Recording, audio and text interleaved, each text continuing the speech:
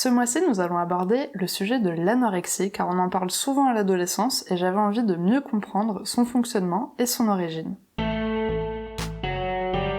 Parentalité et adolescence.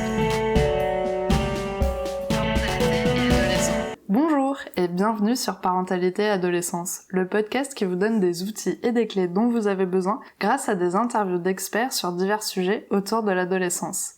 L'adolescence n'est pas obligée d'être synonyme de chaos, alors soyez joie, il y a des solutions. Avant de commencer, si vous n'êtes pas abonné à la chaîne YouTube, je vous propose de le faire dès maintenant pour ne pas manquer les prochains épisodes. Je vous propose une interview de Karen Demange, psychologue clinicienne spécialisée dans les troubles du comportement alimentaire. C'est parti pour l'interview. Bonjour Karen. Bonjour Sarah. Alors pour commencer, est-ce que vous pourriez vous présenter s'il vous plaît? Alors, je m'appelle Karen Demange, je suis psychologue depuis près de 20 ans. J'exerce en libéral depuis 17 ans à Paris et j'exerce essentiellement avec les patients troubles du comportement alimentaire. Super, merci beaucoup. Alors pourquoi vous êtes justement spécialisée dans les troubles du comportement alimentaire? Alors, au départ, je suis avant tout psychologue. En fait, j'ai eu cette chance-là de trouver ma vocation très jeune. À l'âge de 12 ans, je voulais être psychologue. Alors, je ne sais pas ce que je me représentais de ce métier, mais je pensais que c'était aider les autres. Et je me suis dit, waouh, c'est cool, si en plus je peux en faire un métier. Et puis, bah, j'étais une adolescente en surpoids et je pense que j'ai rapidement compris que ça allait au-delà de l'alimentaire, en fait, que c'était, à cause d'un problème psychologique et j'ai beau avoir vu des psychologues, en fait, eh bien, j'ai jamais rencontré des psychologues qui répondent à mes attentes. Alors peut-être que j'étais pas assez mûre à l'époque pour ça et puis, bah, ça nourrit mon envie d'être psychologue dans les troubles alimentaires. Mon histoire personnelle a rencontré mon histoire professionnelle et même si c'est pas humble de le dire, j'essaye d'être la psychologue que j'ai pas rencontrée dans mon parcours et donc voilà, donc c'est une petite phrase que je me lançais de temps en temps en me disant, «Sois la psychologue que tu aurais aimé rencontrer». Voilà, c'est pas très humble, mais en tout cas, c'est sincère.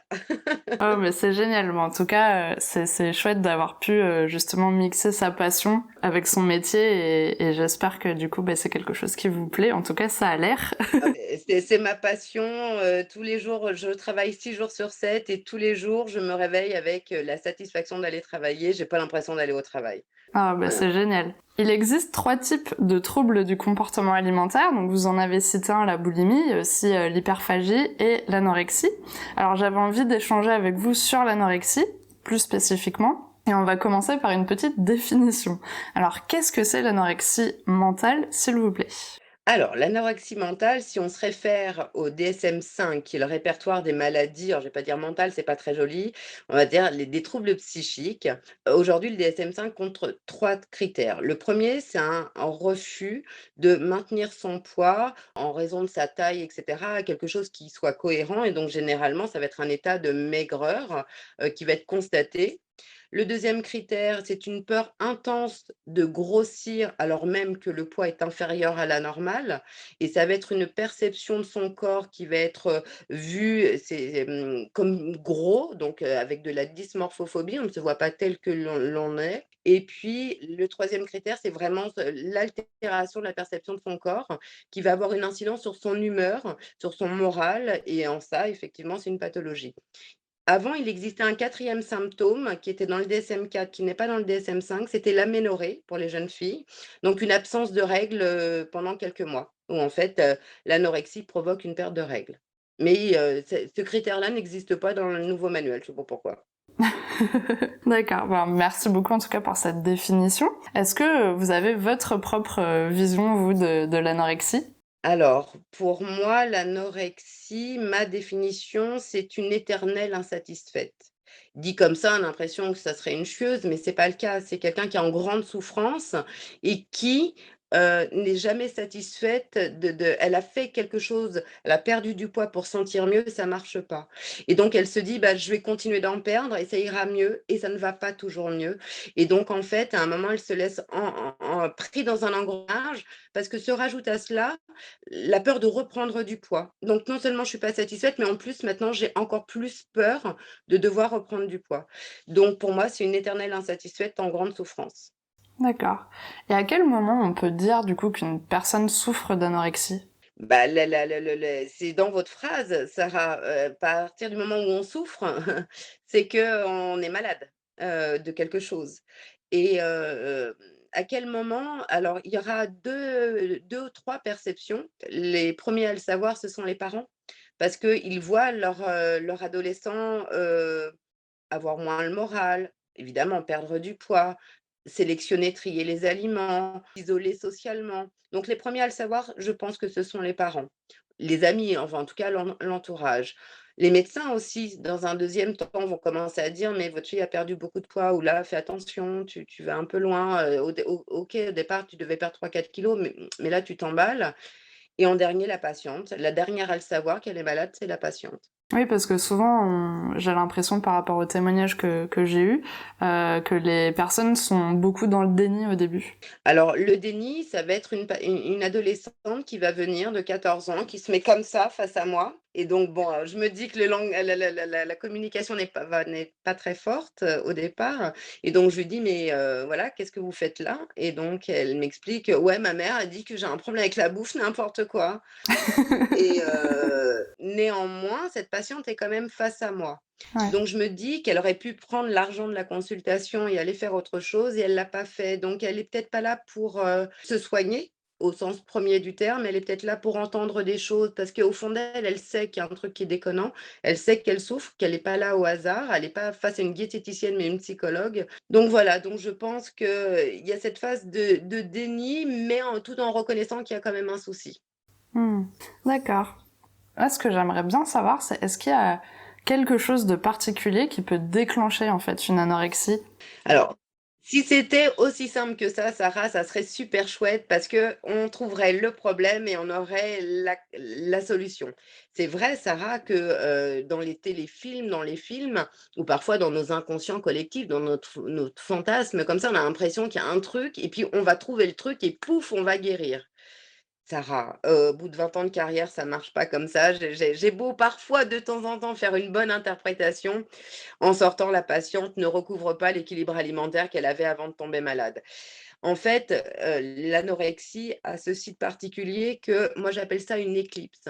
C'est qu'il y a plein de thèmes et notamment au moment de l'adolescence, on a plein de thèmes qui ne v c'est pas qui ne vont pas, mais qui nous posent question et en fait, qui vont s'aligner. C'est-à-dire que je m'engueule un peu avec mes parents, j'ai pas de mec, je rentre au lycée, j'ai pas d'amis, je sais pas ce que je vais faire de mon avenir. Oh puis, mes règles sont arrivées, j'ai pris 3 4 kilos.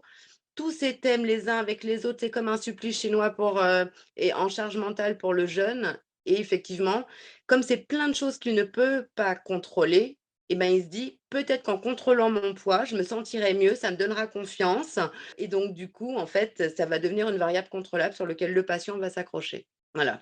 Mais il y a pas une raison et c'est le propre de la psychothérapie, l'intérêt de la psychothérapie, c'est avec chacun, des patients, de trouver pourquoi il a déclenché une anorexie, mais aussi, parce que ça j'y tiens beaucoup, en tout cas c'est comme ça que je travaille, il y a les raisons pour lesquelles on a déclenché un trouble, mais quand la patiente vient me voir 2 ans après par exemple, hein, eh bien, pourquoi tu y restes? C'est pas les mêmes réponses que pourquoi je l'ai déclenché. D'accord. J'ai pu déclencher un trouble parce que, on m'a dit que j'avais une sale tête et que j'étais moche. OK, je caricature, hein, bien évidemment, ça se réduit pas à ça, mais ça voilà, ça peut arriver. Mais par contre, 2 ans après, je reste anorexique parce que j'ai peur de reprendre du poids, parce que je veux pas, ressentir du rejet, parce que je veux garder mes fringues et donc on a déjà 2 pourquoi on est malade anorexique. D'accord. Et bon là, ça va être peut-être un peu particulier comme question, mais c'est pour essayer de mieux comprendre en fait, parce que je pense que c'est compliqué pour quelqu'un qui n'en souffre pas et qui n'a jamais souffert de ça, de comprendre en fait une personne qui en souffre. Qu'est-ce qui se passe un petit peu dans la tête d'une personne en fait qui souffre d'anorexie? Comment elle le vit et comment nous à l'extérieur on peut essayer peut-être de comprendre et d'aider ou de soutenir? Alors, il y a différentes phases. En fait, l'anorexie, alors il peut y avoir deux manières de rentrer dedans. Soit de manière très, précipitée. D'un seul coup, vraiment, il y a un avant-après incroyable. On mangeait normalement et puis pouf, vraiment, on mange plus du tout comme avant et donc là, effectivement, on ne peut que voir que la patiente est en train de soit de faire un régime hyper sévère, soit il y a un gros problème. Mais la plupart du temps, l'entrée dans l'anorexie ne se fait pas de manière aussi sonore et visuelle. C'est très insidieux. C'est que la patiente va dire: «Oh bah, je fais un peu attention à mon alimentation, c'est normal de vouloir perdre un petit peu de poids». Effectivement, nous, en tant qu'adultes, en tant que parents, on dit: «Bah oui, c'est vrai qu'elle a pris un peu de poids, depuis l'arrivée de ses règles», donc on dit: «Bah oui, puis elle veut aller bien et je la comprends, il y a pas de souci, c'est bientôt l'été». Donc ça commence comme un petit régime, vous voyez? On voit pas le mal au départ. On se dit: «Elle veut aller mieux», ça a l'air de marcher parce qu'il y a cette phase un petit peu lune de miel. «Ouais, je vais vachement mieux, je me sens mieux. Oh là là, je suis valorisée socialement. On me dit: "Oh, tu as perdu, c'est génial" et tout ça». Donc en plus, il y a cette alimentation, vous voyez? Enfin, alimentation du trouble quelque part où on valorise, la restriction alimentaire et puis donc on appelle ça la phase de lune de miel parce qu'en plus, le corps pour réagir à cette restriction, va sécréter des hormones pour supporter la restriction alimentaire. Donc il va faire de l'adrénaline, de la dopamine et des endorphines. Vous voyez? Que des hormones de: «Ouh, j'ai la pêche, je mange pas, mais waouh, j'ai le temps de faire plein de trucs et je peux faire du sport et nanana». Donc on va rentrer comme ça, avec une petite valorisation personnelle, sociale et cetera. Et puis après, on va rentrer dans une phase où on perd plus autant de poids qu'au départ et puis on va trouver ses petites habitudes. Et c'est plutôt agréable. Mmh. Et puis progressivement, le corps va plus fabriquer les hormones de bien-être. Et donc là, on commence à se dire: je vais moins bien et puis je dors moins bien et puis j'ai plus mes règles et puis je commence à avoir des un peu de poils là sur le visage», c'est ce qu'on appelle le lanugo et cetera. Et donc cette phase peut durer plus ou moins longtemps, mais en fait, elle va s'accompagner d'un isolement social, familial, amoureux, où on n'a plus envie de voir grand monde, le moral commence à être en berne, on dort moins bien. Et donc là, on quitte la lune de miel. Et là, la patiente commence à se dire, voilà, mais un mécanisme se met en place, c'est la peur. Il faut que je reprenne l'alimentation. Oh mon Dieu, mais si je remange, je vais grossir. C'est pas possible, je peux pas grossir. J'étais tellement malheureuse avec ces kilos en trop que je veux pas retourner là-bas. Et la patiente ne voit pas qu'en fait, pour éviter une situation, elle a provoqué la même chose dans le sens inverse. C'est le même mal-être, mais avec la peur en plus. Voilà.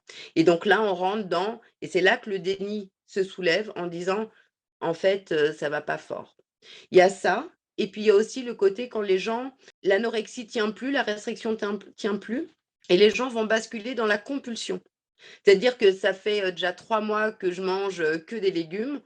Là, d'un seul coup, j'ai envie de manger des gâteaux et paf, il y a l'élan compulsif qui arrive et donc effectivement, ça peut être un virage dans la restriction et généralement, c'est presque à ce moment-là que ce profil-là va me téléphoner en me disant: «Il faut que je vous voie parce que je suis compulsive» et mon travail, ça sera de leur dire: «Vos compulsions sont liées à votre anorexie». Et là, ils vont dire: «Ah bon? Non, non, mais je fais pas de l'anorexie, moi, je fais juste attention à ce que je mange».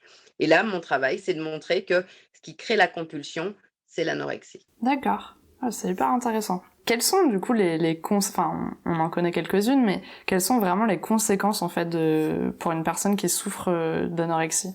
Les conséquences, elles vont être multiples au niveau, de la patiente. La première, on va pas se mentir, c'est avant tout physique, donc elle va perdre du poids.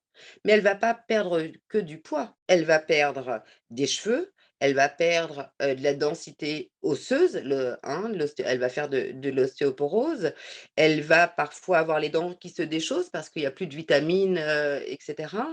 Il peut y avoir des problèmes osseux, comme elles font aussi parfois beaucoup de sport, elles vont aller jusqu'à l'épuisement et se créer des fractures d'épuisement. Comme on l'a dit, elles vont perdre leurs règles, elles vont être en hypothermie, donc elles vont avoir, le bout des doigts très froid, voire, blanc, rose, violacé, on le voit vraiment à l'extrémité.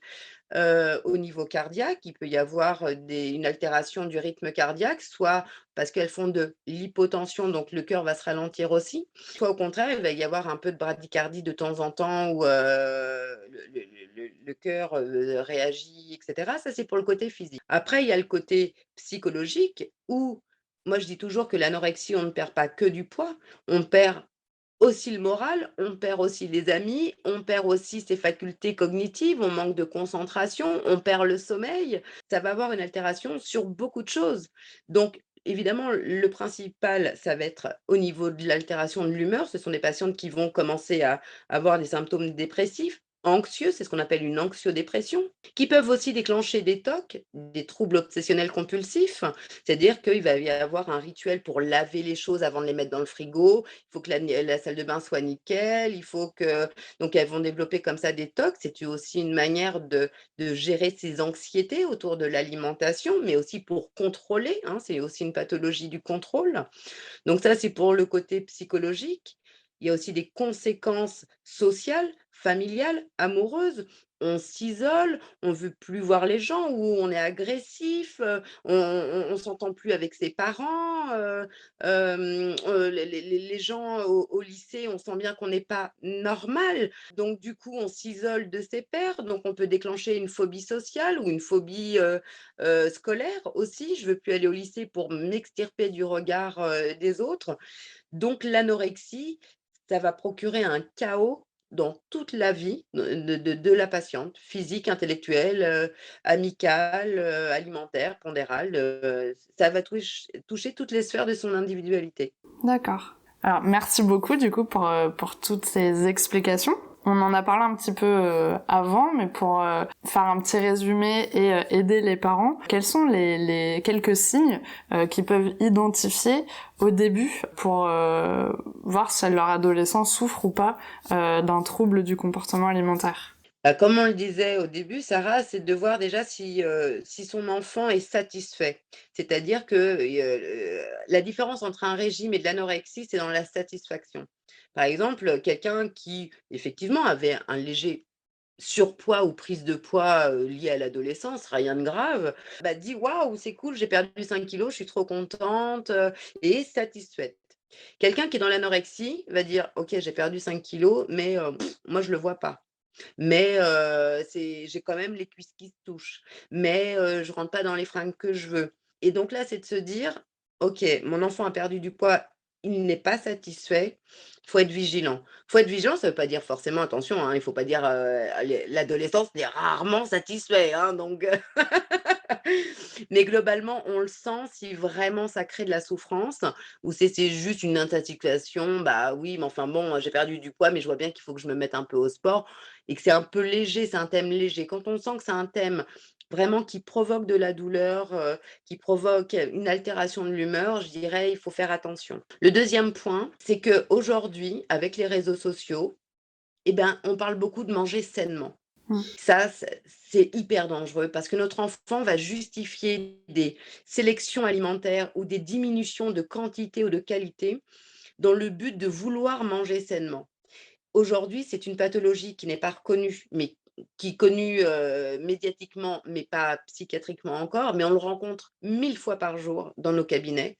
C'est l'orthorexie, c'est vouloir manger sainement à tout prix et on va se restreindre. «Ah oui, mais moi je supporte pas les laitages, j'ai enlevé le lactose. Ah oui, mais le gluten, ça me fait gonfler le ventre, j'enlève le gluten. Ah mais oui, mais moi je suis végane, nanana» et en fait, l'air de rien, elles font, entre guillemets, bah, le lit de l'anorexie. C'est tu enlèves ça, tu enlèves ça, tu enlèves ça, tu enlèves ça, qu'est-ce qui se traite? De l'eau et des crudités. Et encore les crudités, faut pas que ça soit des carottes, faut pas que ça soit des betteraves. Ah bah non, l'indice glycémique doit être bas. Il faut faire attention à ça parce que nos ados sont très forts. Aujourd'hui, ils sont intelligents, donc ils vont sur Google et machin, ils s'informent, ils prennent toutes les informations et ils vous sortent la bonne information au bon moment. «Tu manges plus ta viande? Ah non, mais alors moi je suis pour, la protection des animaux. Mais tu manges plus d'œufs? Ah non, ça donne des triglycérides. Mais tu manges plus ah non, mais si c'est pas de l'huile de coco, bah non. Tu manges plus de pain? Ah non, vaut mieux du flocon d'avoine» et faut faire attention parce qu'il y a des choix qui effectivement peuvent s'entendre et qui pourraient être, intéressants, mais en fait, c'est de la sélection. La sélection avec toujours une bonne excuse. Vous D'accord. voyez? Ok. Ou encore, troisième point, ça aussi c'est important, ça me vient pendant que je vous parle, c'est la gourmandise. Est-ce que votre enfant accepte encore d'être gourmand? Un régime, on peut faire de la gourmandise, c'est-à-dire je vais manger un truc, bon, le repas d'après, je fais juste un peu gaffe. L'anorexique, c'est: «Non, non, non, non, non, je suis motivé», c'est un la ils sont intransigeants, Ouais, ils sont vous voyez? déterminés Ou à s'ils arriver. disent oui s'ils disent oui, allez vérifier qu'ils font pas une heure de sport derrière pour éliminer, le petit cupcake qu'ils ont mangé. Voilà, ça c'est des petits points qui mettent un petit peu voilà, la puce à l'oreille. Et du coup, si les parents remarquent des petits signaux comme ça, ou qu'ils ont simplement envie de les aider, ou peut-être juste d'en parler, est-ce que il y a vous avez peut-être des recommandations, des bons conseils pour aborder le sujet avec eux, ou par exemple si les parents ont du mal ou ils savent pas du tout quoi faire pour échanger sur ce sujet-là avec leurs ados, qu'est-ce qu'ils peuvent faire? Quelles sont les solutions, les options qu'ils ont pour essayer d'avancer en fait dans cette situation? Bah, vous venez de le dire, Sarah, c'est qu'il y a 2 possibilités. On est face à un ado communicant ou pas communicant. Après, il y a aussi les parents communicants et les parents pas communicants. Mais en l'occurrence, j'imagine que ceux qui vous écoutent sont communicants. Donc, on imagine que le parent est communicant, mais on est face à un ado qui veut pas communiquer. Ça va être compliqué, quel que soit le thème, que ça soit celui de l'anorexie, de l'alimentation, mais un autre thème aussi. Donc là, ça va être compliqué. Par contre, c'est pas parce que notre enfant ne nous parle pas qu'il nous écoute pas, qu'il ne nous entend pas. Donc je dirais qu'il faut pas rompre le dialogue, même si parfois on a l'impression, et je sais, j'ai une ado à la maison, que c'est à sens unique. Rassurez-vous, ils ont des oreilles qui fonctionnent très bien. Peut-être qu'ils ont pas envie de parler. Ils font semblant de pas vous entendre, mais ils vous écoutent et à un moment ou à un autre, ça voilà. Donc il faut pas rompre le dialogue, même si parfois on a le sentiment qu'on parle dans le vide, on ne parle jamais dans le vide. Ce que l'on peut faire aussi quand on se sent démuni, que vraiment c'est avec nous que l'enfant a du mal à communiquer, mais on voit que ça passe bien avec un tata, une tonton, une mamie, machin, bah, c'est de déléguer, tout simplement en disant: «Il faut rester humble dans ces cas-là, ça passe pas avec moi, l'essentiel c'est que ça passe avec quelqu'un d'autre, que ça soit un proche ou un thérapeute, mais si, on s'entend très bien avec un oncle, une tante, bah, il faut passer par ce biais-là. Si on a un ado qui est communicant, bon déjà on a de la chance, j'ai envie de vous dire, hein, bah, il faut discuter avec lui en lui exprimant notre peur, on se pose des questions. Est-ce qu'il souffre? Est-ce qu'il souffre pas? On voit bien qu'il a perdu du poids, on voit bien que voilà et d'essayer de l'aider à mettre des mots sur ce qu'il vit. Est-ce qu'il est en souffrance ou pas? Voilà, de le laisser parler, j'irais presque à la rigueur, de dire un tout petit peu pourquoi j'en viens à te parler aujourd'hui, mais après laisser dérouler le truc. Et puis après, si vraiment l'enfant reconnaît vraiment qu'il en peut plus, que en tout cas que tout seul il s'en sorte pas, et cetera, le parent ne doit pas jouer au thérapeute. Le parent est un parent. Moi, je suis psychologue, mais je suis une maman et si ma fille a quelque bien sûr, je suis là pour l'écouter, mais si je sentais que ça me dépassait, il faut aller voir quelqu'un. Vous voyez? Il faut parler à quelqu'un d'autre, que sa maman, parce que c'est un professionnel et qu'un professionnel est là aussi pour ça. Mais bon, là, je vais prêcher pour ma paroisse, hein, je vais pas vous dire, n'allez pas voir un psy. C'est vrai Je parce pense qu'en que ça même peut temps, aider. ouais, parce que du coup, c'est vrai que c'est pas, enfin, sachant qu'au début, souvent ils sont un peu dans le déni, comment en fait le parent peut l'amener potentiellement à se dire, bah, est-ce que tu aimerais peut-être aller voir un psychologue? Parce que ça peut faire un peu peur aussi de dire, mais quoi, je vais voir un psy alors que je me sens bien et tout va bien. Enfin, comment les ados arrivent chez vous et pourquoi? Enfin, qu'est-ce qui se passe quoi? Alors, vous avez complètement raison. C'est rarement, je dis pas que ça n'arrive pas, mais c'est rarement un ado qui prend rendez-vous avec moi, qui dit à son ça arrive, hein, ça on va pas se mentir. La plupart du temps, c'est le parent qui est inquiet et en fait, l'enfant va vouloir faire plaisir et rassurer le parent en venant. Vous voyez? En disant: «Non, c'est bon, je suis allé voir une psy, ça va, ça l'a détendu», ouais, voilà. Donc là, je dirais, c'est à moi de jouer ma carte, en tant que thérapeute, en lui montrant qu'il y a un souci quand même et en fait, je dirais, le parent, c'est un petit peu ça, c'est de évidemment et c'est pas facile ce que je dis, ne pas être dans l'agression, l'agressivité. C'est pas facile quand on est démuni, parfois on: «Mais regarde!» on se met en colère parce qu'on a peur et donc on va le parent peut très bien mal réagir et c'est normal, enfin, quand on a peur, on n'a pas les meilleures réactions. Par contre, je pense que comment amener un enfant? C'est de lui montrer tout ce qui va pas. «Mais regarde, tu vas plus au McDo avec tes copines. Mais regarde, je vois bien que, bah, oui, tu perds du poids, tu es peut-être contente, mais je vois bien que ça te remonte pas le moral». Enfin, de pointer du doigt sans l'accuser, de lui montrer: «Bah, c'est pas tout à fait ce que tu voulais. Tu avais fait ça pour te sentir mieux, mais regarde, je vois pas que tu te sentes mieux», voyez? Et peut-être de lui montrer un petit peu, l'autre côté de la maladie, voyez? Pas enfin, le côté qu'elle ne voit pas, que ça a des répercussions négatives, voyez? Mhm. Mais tout doucement, en lui disant: «Mais tu voulais faire ça pour ça, mais regarde où tu en es». Voilà. Donc je pense que c'est pas le bon moyen, ça t'a aidé, mais je pense pas que ça soit tout à fait ça. Peut-être qu'il y a autre chose. Tu veux pas aller voir quelqu'un pour voir s'il y a pas autre chose? Enfin, voilà, je pense qu'il faut y aller tranquillement. Ok, Voilà. voilà, on Mais jauge pas le le terrain. côté, chantage ou culpabilité, «Fais-le pour moi, va voir une psychologue», voilà. Généralement, j'ai ça fera pas une thérapie derrière. Ça fera une séance, mais pas une thérapie. D'accord, merci beaucoup. Et j'ai une autre question. C'est vrai qu'on parle souvent d'anorexie pour les filles, mais est-ce que les garçons sont également touchés par l'anorexie? Alors tout à fait, l'anorexie du garçon existe et elle existe de plus en plus. Alors, le problème de l'anorexie chez le garçon, l'anorexie mentale du garçon, c'est que autrefois et encore aujourd'hui, elle est très corrélée, en tout cas avec le diagnostic de la psychose. C'est vrai qu'autrefois, les garçons qui développaient des troubles anorexiques pouvaient être apparentés enfin en tout cas pouvaient présenter des signes aussi de psychose. Donc du coup, on s'est dit: «C'est pas de bons pronostics pour les garçons» parce que oui, on pouvait avoir des thèmes un peu bizarres, c'est: «Je mange pas parce que je vais m'empoisonner, je mange pas, ça reste coincé dans ma gorge», enfin les autrefois, je dis bien autrefois, l'anorexie du garçon comportait des bizarreries qu'on ne retrouvait pas dans le cadre, diagnostic de la jeune fille. D'accord. Donc voilà. Aujourd'hui, les époques ont évolué. Moi, je peux vous dire qu'en 20 ans de carrière, au début, j'avais un patient pour 10 femmes. Aujourd'hui, j'ai environ, alors, là, j'ai donné un ratio, mais en gros, je dois avoir, un garçon pour, 6 ou 7 patientes. J'en ai de plus en plus et de plus en plus jeunes. Voyez? Donc et qui ne sont pas psychotiques et ça, c'est hyper important. Pourquoi il y a plus de garçons aujourd'hui? Alors, on a voulu l'égalité homme-femme, on l'a en tout cas sur les TCA, c'est qu'on arrive à ça, c'est que les garçons, en fait, font autant attention et les jeunes garçons, à leur physique que les jeunes filles. C'est qu'autrefois, bah, il y a que les filles qui voulaient être jolies pour plaire aux garçons, mais aujourd'hui, les garçons veulent aussi séduire les filles et donc ils font attention et donc pour faire attention, la petite nuance, c'est que la fille va se dire d'emblée: «Il faut que je perde du poids, il faut que je gomme mes formes». Le garçon, lui, va se dire: «Il faut que je gagne du muscle». Vous voyez? Donc ça, déjà, la on rentre dans la pathologie pas de la même manière. Les filles, c'est pour perdre, les garçons, c'est pour gagner. Mais si je veux gagner de la masse musculaire, il faut que je perde ma masse grasse. Donc eux, ils vont se lancer dans le sport. Ils commencent comme ça. Oui, mais justement, on les voit pas venir. Il dit: «Maman, tu peux m'acheter des haltères? Maman, tu peux, nin Ils se mettent à la course et cetera parce qu'ils veulent gagner du muscle et sécher leur masse grasse. Et puis à un moment, ils se disent: «Mais il faut que je mange, moins kebab, il faut qu'avec mes potes, on mange, tout le temps». Donc ils vont commencer à toucher l'alimentation dans un second temps. Les hommes rentrent par le sport et arrivent au TCA. Vous voyez? Les femmes, c'est l'inverse, on touche l'alimentation et après on se met au sport. Vous voyez? Ou on fait les 2. Mais le garçon, lui, il veut gagner du muscle, sécher sa masse grasse, mais au final, il va toucher son alimentation pour aller plus vite, pour être encore plus musclé et en fait, il va perdre, perdre, perdre du poids et comme la jeune fille, il va se dire: «Oh, mais mon Dieu, je veux pas regrossir» et donc là, effectivement et cette éternelle insatisfaction. J'ai perdu du poids, mais je suis insatisfait et c'est la spirale.